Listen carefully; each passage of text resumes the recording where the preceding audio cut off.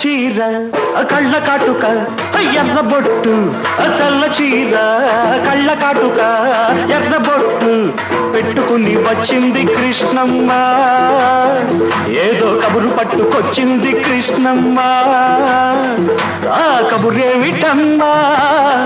ఈ పరుగెందుకమ్మా